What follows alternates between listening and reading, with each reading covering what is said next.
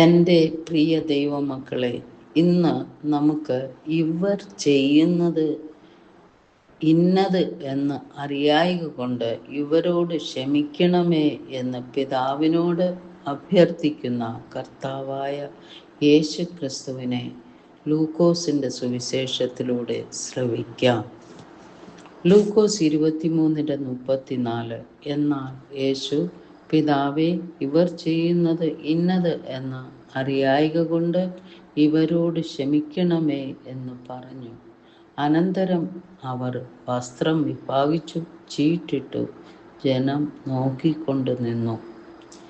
ഈ ഗഹനവും ശക്തവുമായ വാക്യം യേശു ക്രൂശിൽ കിടന്ന് ഉച്ചരിക്കുന്നു.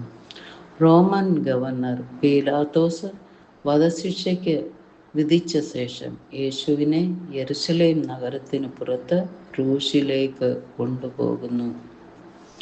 അവനെ പരിഹസിക്കുകയും തല്ലുകയും ഒടുവിൽ കുരിശിൽ തറയ്ക്കുകയും ചെയ്യുന്നു. അവൻ വേദനയിലും കഷ്ടപ്പാടുകളിലും തൂങ്ങിക്കിടക്കുമ്പോൾ പടയാളികൾ അവൻ്റെ വസ്ത്രം പരസ്പരം പങ്കിടുന്നു. ശാരീരിക വേദനയുടെയും അപമാനത്തിൻ്റെയും ഈ നിമിഷത്തിലാണ് യേശു തൻ്റെ കഷ്ടപ്പാടുകൾ സജീവമായി ഉണ്ടാക്കുന്നവരോട് ക്ഷമിക്കാൻ ദൈവത്തോട് പ്രാർത്ഥിക്കുന്നത്. യേശു രക്ഷിക്കാൻ വന്ന ആളുകളാൽ തന്നെ പീഡിപ്പിക്കപ്പെടുന്നു. മനുഷ്യ ക്രൂരതയുടെ ഏറ്റവും മോശമായ രൂപമാണ് അവൻ അനുഭവിക്കുന്നത്.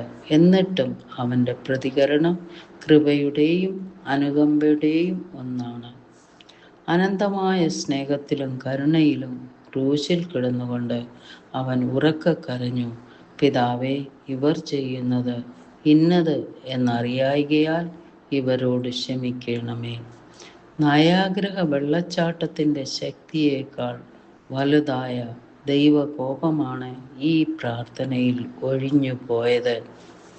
മോർഗൻ എന്ന വ്യക്തി ദൈവസ്നേഹത്തെക്കുറിച്ച് ഇപ്രകാരം പറഞ്ഞിട്ടുണ്ട്: യേശുവിൻ്റെ ആത്മാവിൽ യാതൊരുവിധ അമർഷമോ കോപമോ അവനോട് മോശമായി ഇടപെട്ടവരെ ശിക്ഷിക്കാനോ പ്രതികാര മനോഭാവമോ ഇല്ലായിരുന്നു. യേശു മനുഷ്യർക്കും ദൈവത്തിൻ്റെയും ഇടയിൽ ഒരു മധ്യസ്ഥനായി പ്രവർത്തിക്കുന്നു. ആ നിമിഷം നീതി ആവശ്യപ്പെടുന്നില്ല, മറിച്ച് അവരുടെ പാപങ്ങളെക്കുറിച്ച് അറിയാത്തവർക്ക് വേണ്ടി കരുണയ്ക്കായി ദൈവത്തോട് അപേക്ഷിക്കുന്നു. കഷ്ടപ്പാടുകളുടെയും അനീതിയുടെയും മുഖത്ത് പോലും നമ്മോട് തെറ്റ് ചെയ്യുന്നവരോട് ക്ഷമിക്കാൻ നാം വിളിക്കപ്പെട്ടിരിക്കുന്നു.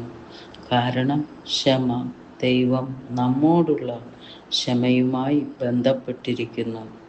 ദ്രോഹത്തിനും വഞ്ചനയ്ക്കുമുള്ള നമ്മുടെ പ്രതികരണം പ്രതികാരമല്ല, അനുകമ്പയായിരിക്കണം.